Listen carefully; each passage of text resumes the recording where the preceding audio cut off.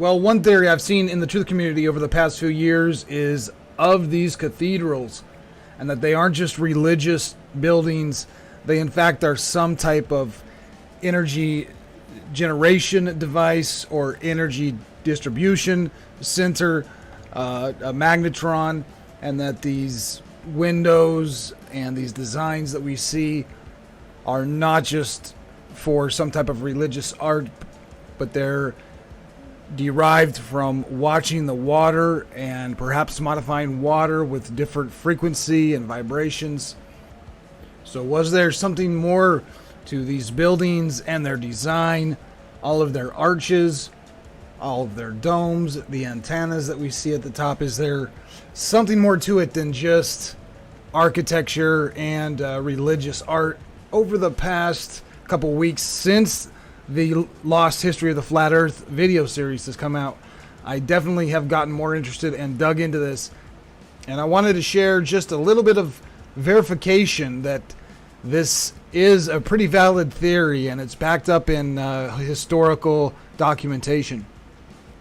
So the first piece of evidence which seems to support the theory is the dissolution of the monasteries between 1536 and 1541, when Henry VIII disbanded, more like completely destroyed, the monasteries, priories, convents, and friaries in England, Wales, and Ireland, stole all their income, destroyed all of their assets, and even killed a lot of them. The monasteries were the wealthiest institutions in the countries, and they also owned over a quarter of all cultivated land in England. After the disposal of their monastic lands and buildings, which are the monasteries, the majority of the monks, friars, and nuns were given some money for pension. However, there were some abbots and religious house leaders who refused to comply. They were executed, and their monasteries were destroyed. Thousands of monastic servants suddenly found themselves without employment. Here is a list of monasteries dissolved by Henry VIII of England. The list is so long that I can't cover it in this video. I've been scrolling a ways and we're only at C, D, E. Look at how much architecture, monasteries were destroyed during these short couple years. And we think Hitler destroyed and killed a bunch. Look at how long this list is and the grand architecture of all of these monasteries.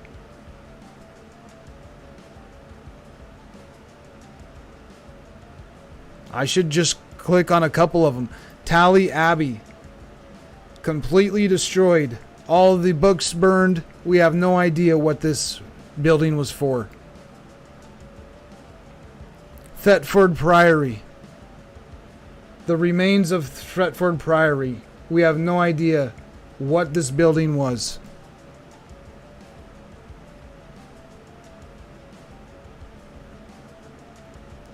Tynemouth Priory. Look at the stonework on this. But destroyed because they wanted to hide some kind of a science. Walsham Priory. Nothing's left of it. Whatever this building was and whatever its function used to be, we'll never know. Waverley Abbey. Once again, nothing's left of it. All of these buildings, this massive list, completely destroyed in a short period of time, about 5 years. Waverley Preceptory. Here's what's left of it. And one of the saddest legacies of the dissolution was the loss and destruction of the monastic libraries and their precious illuminated manuscripts. The libraries of these monasteries had Illuminati books, is my interpretation of that. And that seems to be backed up by historical documents. This book is called The Magus of Freemasonry, The Mysterious Life of Elias Ashmole, scientist, alchemist, the founder of the Royal Society is who he was. And he was also a Freemason in the 1600s, before Freemasonry was supposedly established. And this book is written by Tobias Churton. Certainly is a one heck of a Freemason, and certainly a mage himself. Look at his picture that he puts on the book. We could see the left eye symbolism, how the left eye is in the light and the right eye is in the darkness. Nevertheless, there is some very interesting information in here. Elias Ashmole would come to look at the dissolution of the monasteries in the worst possible light. What had been held in his day as clearing away of the old and the bad, sometimes very bad habits, was for Ashmole nothing less than the Great Flood. Now, Elias Ashmole was not a Catholic or a Catholic lover, so if this was just the destruction of the Catholic Empire, then there's no reason that Ashmole would call it the Great Flood.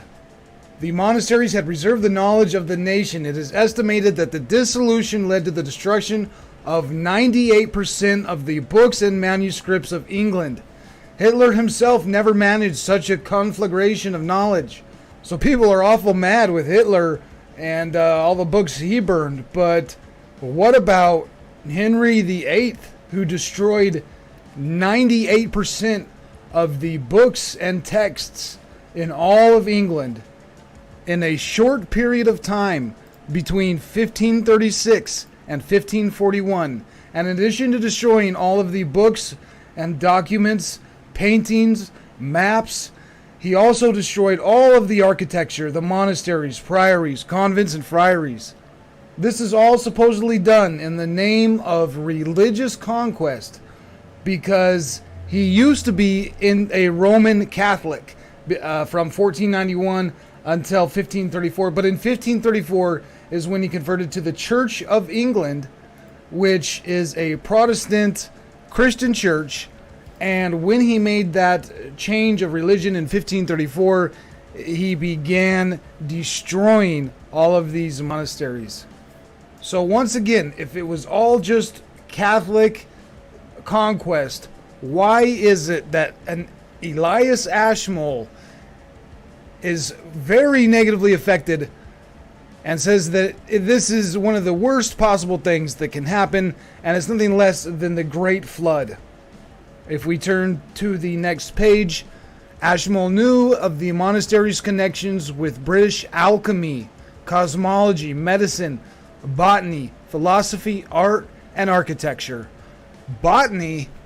Did you watch The Lost History of the Flat Earth? It was designed by Chatsworth's gardener, Joseph Paxton. He was responsible for cultivating the Cavendish banana, the most consumed banana in the world today. The Crystal Palace and its gardens, just like Chatsworth, were huge farming grids that used to live in water in conjunction with sound and electromagnetic energy to cultivate a whole range of wondrous produce. Among other impressive horticultural achievements attributed to Paxton's genius were the perfect pineapples, another tropical fruit he grew at Chatsworth. He grew enormous lily pads which could hold the weight of a human. He grew gigantic sequoia redwoods at Chatsworth, which usually only thrive in humid conditions. He grew them with ease. And how that is connected to the monasteries, here we have that Ashmole knew the monasteries were connected to botany. The monasteries were connected to alchemy and medicine. Now, there is a possibility that medicine is a word that was used in the past for the Philosopher's Stone. So this, of course, would tie in with alchemy. And finally, the monasteries were a vital conduit to the past. Here is a book and also a journal written by Elias Ashmole. It's called Theatrum Chemicum Britannicum, and it's all about the Hermetic mysteries. And here are some hints that the red medicine is the Philosopher's Stone. of the red medicine he had great store. So there's some type of medicine or stone. And without reading the whole page, just take a look at the italic words. It's talking about a white stone and a red stone and the philosophers. And it's also going to talk a lot about gold and mercury. Here are some experiments with red mercury. This is a magnet, and the magnet can only pick up the bobby pin. There's some red mercury in the dish. It's not affected by the magnet. This is some garlic, and you can see that red mercury is repelled by garlic, just like vampire's blood. Garlic repels the vampire's blood. But here's some gold, and red mercury is attracted to gold. You can see the gold moving the red mercury, and that is a possibility for free energy. If you have gold, or if you have garlic and you have some red mercury, of course there's a force created there that could create some free energy. Here's another example of the red mercury reacting to the garlic,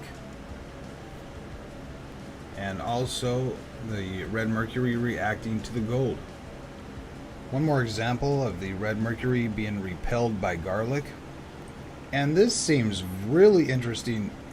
In a mirror, and we can see it's a regular mirror with the blue marker, but if you look at red mercury in a mirror, it looks like normal mercury. You can't see the red part.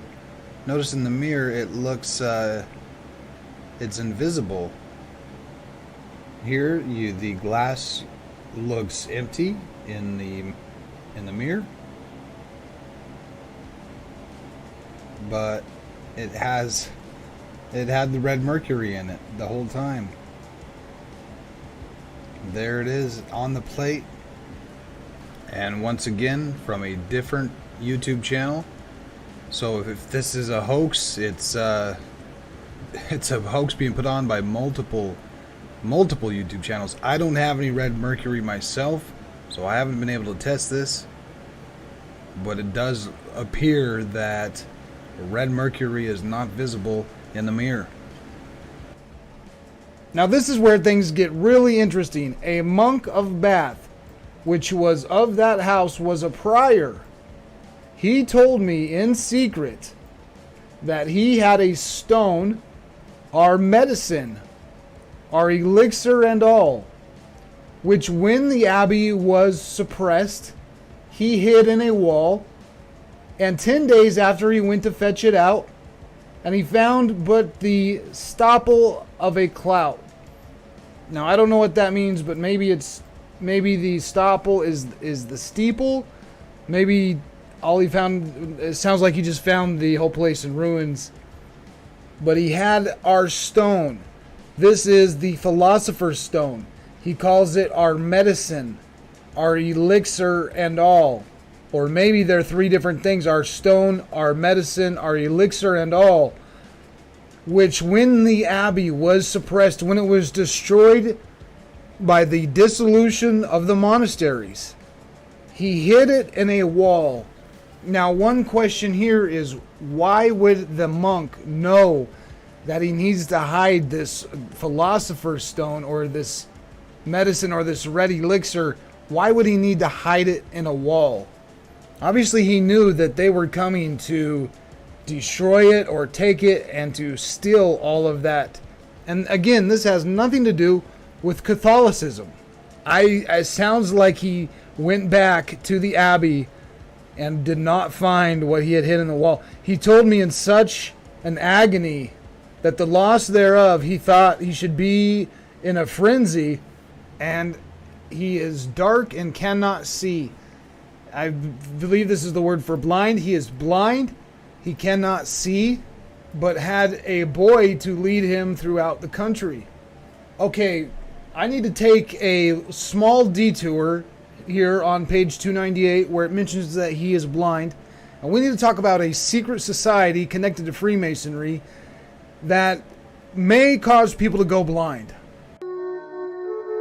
One way or another, every good conspiracy comes back around to the all-seeing eye, and every good conspiracy is in the eye of the beholder. That's why I found this one uniquely interesting, because it started with me just really misreading a word. I was looking through some old newspaper articles, just basically browsing, and I came across the word occultist. And I was like, oh, what's this about an occultist? Very interesting. And I read it a couple times, and I still read the word occultist until I finally realized, and Melissa pointed out to me, it was oculist. It was not occultist. It was a story about an oculist. And that just got me thinking, interesting that I misread the word. Interesting word anyway. I mean, I knew it had something to do with the eyes, but just on a whim, I looked up first what oculist was. Basically what we now call an ophthalmologist, an eye doctor, who can also prescribe glasses. An oculist is basically the antiquated term for eye doctor. What they found was they traced it back to a group that called itself the Great Enlightened Society of Oculists. And this ends up being pretty interesting. It's a very little known secret society, but it does appear to have been genuine, and it appears to have remained so little known because presumably this group actually did want to keep itself secret, unlike larger orders, the Freemasons. They hide in plain sight, for instance, even though their proceedings are in secret and it's staggered according to initiation rank and so forth. And so this document for a secret society of oculists describes in detail the initiation ritual that they do to their members, and it's actually oriented around eye doctors. And their initiation ritual describes them as being the true doctors who can allow people to see, and that they're not like the other charlatans. And it's not clear if they really were practicing as oculist eye doctors or if that was just their cover for the secret society, but either way it relates closely to the all-seeing eye. Their assumed profession as oculist really carried a metaphoric meaning that comes through in the ritual, that they are the gatekeepers of perception. They have control over whether one sees or not. In the metaphor of being reborn into their secret order, it is they who will reveal sight to the blind and allow someone to see again or see for the first time the true nature of reality. And so the cipher document describes the initiation ceremony. And after they take an oath of loyalty and a pledge to secrecy and other things that are familiar to lots of secret societies, they have a staged ritual where the candidate being initiated, he's put in a room with candles and medical instruments, a room with eyeglasses and microscope, and he's told to read this piece of paper. And the piece of paper is actually blank, so he says he can't read it. He doesn't see anything. And that's, the first step of the ritual. Then they put a pair of eyeglasses on him and ask him again, is he not able to read the writing? And he answers no. And so they tell him, oh, take comfort, we'll help you as well as we can. The initiation ritual goes on, and they do a mock cataract surgery, which was the big oculist surgery of the time. It's a dangerous surgery, and you've got to have a light hand, that phrase they found. And in the metaphor of the secret society, it is they with their light hand who can restore sight. So they do a mock oculus surgery on their candidate, and instead of actually cutting into the eye, they pluck a single eyebrow hair. Maybe a little painful, maybe startling, but symbolic of their intervention in the candidate. And they bring him back to the table where there is the blank piece of paper, and this time, after he's had the mock surgery, he finds instead the teachings for the apprentices of the oculist. And so now he could see, and they've restored his sight, and that's when they begin to teach their candidate about how to read their secret language, how to recognize it, how to know which letters to read and which not, and how to translate it. Something that historians didn't figure out for 260 years or so. And so it's very interesting because this document had not been known. We don't know all the members, we don't know necessarily how big their influence was, but they had connected it to the estate of Friedrich August von Veltheim, who a lot of people think was the leader of the oculists, or he at least seemed to be in it. And he was an aristocrat, lived in the 1700s, and he was in a lot of secret societies. Some of them were important and some of them not. And they're making the case in this Wired article that whereas he was also a member of the Order of the Golden Poodles, he didn't seem to take that one seriously, but he did seem to take the Society of Oculists very seriously, because Veltheim in his will left a trunk that was locked, and he ordered his own son not to open the locked trunk unless he was given permission by the local duke or one of the duke's descendants. So he gave a higher authority to the secret contents of this trunk to the local duke, whoever that was at the time, or would have been then his own heir. At any rate, the trunk was not knowingly opened until 1918, hundreds of years after he had passed. He died in 1775, and they found this document in there. Nobody knew how to translate it, and they also found some interesting objects, and they found an image of the seal of the Oculus, which is in German here, a little hard to read, but it depicts some cats, maybe even leopards or panthers, watching over mice at night. And they make the argument that this is an allusion to the secret knowledge, the hidden knowledge that they possess, because cats have very good night vision, so they could see in the dark. In the ignorance of the rest of the world, they alone have the knowledge and the secrets, and they just watch over everyone else like prey, I guess. That's how I would interpret it. And so they also found a cataract needle, again for oculus surgery. It was on a bone handled, a very nice kind of carved out thing. And they found a very ornate tiny cylinder that was covered in jade and gold, and inside they found a tortoiseshell cup that had a replica of the eye, and it was made of ivory and horn, and it came apart like a Madrushka doll into the different physiological parts of the eye. The pupil was inside the lens, that came apart. The iris was on top of the pupil. The cornea was resting on the iris, and so forth. They said each layer was more exquisite than the next, and basically this was a pretty elite symbolic artifacts they found with it.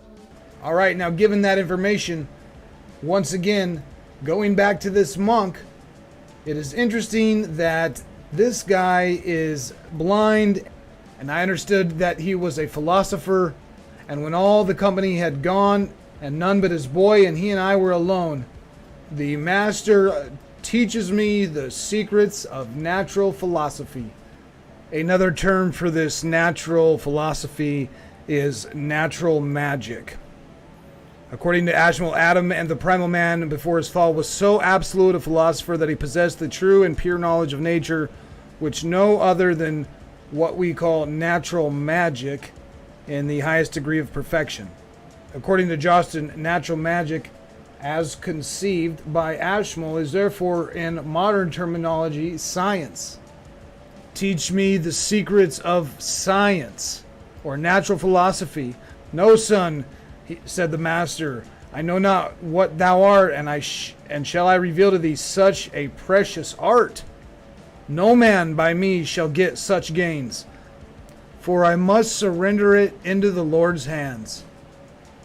But it goes on to say that he does decide to teach Elias Ashmole some of the science, and he talked for an hour with me in the philosopher's speech. And what is the philosopher's speech? My son, he said, let me have thy prayer, for of the science I will make you my heir. And upon this oath that I shall give you, for no gold, for no love, for nothing will you disclose the secret that I shall teach you, neither by writing nor by swift speech. Master, I said, I grant your desire. Then, son, he said, keep this oath, and I charge you well, and think as though you've been saved from the pit of hell. And now the master said to me that the coast from the hearers is clear. The coast is clear. There's nobody around to hear them. So he said, son, and he spoke into my ear, and with 3 to 4 words he revealed unto me of minerals, prudence, and the great mystery. So with 3 to 4 words, he revealed the great mystery. And when I heard it, my spirits were filled with such joy. And for 9 days and no more I trained with him. But Lord, in this time, what secrets of nature he opened to me at diverse sundry times. Back in the Magus of Freemasonry, on page 148, Ashmole began to wonder if some remnant of alchemical expertise had not been hidden away in the monastic grounds before Henry VIII's despoilers arrived for their demolition duties. On February 19th, 1651, he posed the question to the stars whether there is any of the medicine or philosopher's stone hid in the Abbey of Reading, which is now pulling down, and is in what part and where should I find it? So he asked the stars, is there any of this Philosopher's Stone left over in the Abbey, which is falling down in ruins, and where can I find it at? Because according to this guy, the master that he met had hidden some of this Philosopher's Stone in the walls of the Abbey. Before the dissolution of the monasteries, that monk might have concealed a quantity of his medicine, or the Philosopher's Stone, in a wall. Ashmole recorded a similar case of Bath Abbey in his Etherium, and noted later in the year that about 100 years before that, a glass full of the authentic red tincture had been found in the walls of the Abbey, where the penultimate prior, William Byrd, had immured it.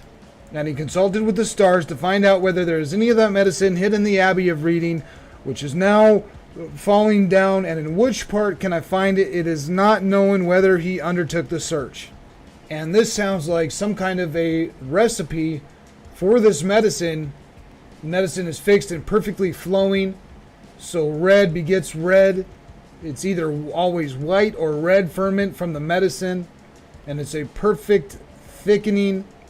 And for 1 part medicine, you use ferment 10, and that 1 on 1,000 of Jupiter, and he casts the medicine and melts it with a blast. Mercury crude in a crucible heated, silver or gold as medicine hath sealed, and thus our great secret I have revealed. But once again, strong notes of mercury and red with all spices save only mercury. Our medicine for to multiply after our Philosopher's Stone be red. So the stone is red, and from the medicine with strong fire distill our mercury, most of might, red as blood and strong of eerie. Then must you your medicine apply, for take mercury before his flight, and son, if thou wilt, have thy medicine red. He earnestly moved his master to communicate the red medicine to him, which after some time he accordingly did. Hence some affirmed that Norton neither had nor knew how to make the red medicine.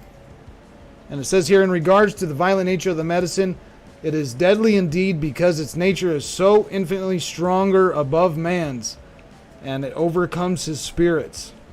So it says, therefore, take caution to young practitioners of this science, and you might be working with erroneous philosopher's mercury. So here again, it's called Philosopher's Stone, and here we see philosopher's mercury, the red medicine wrought up to the highest degree of perfection.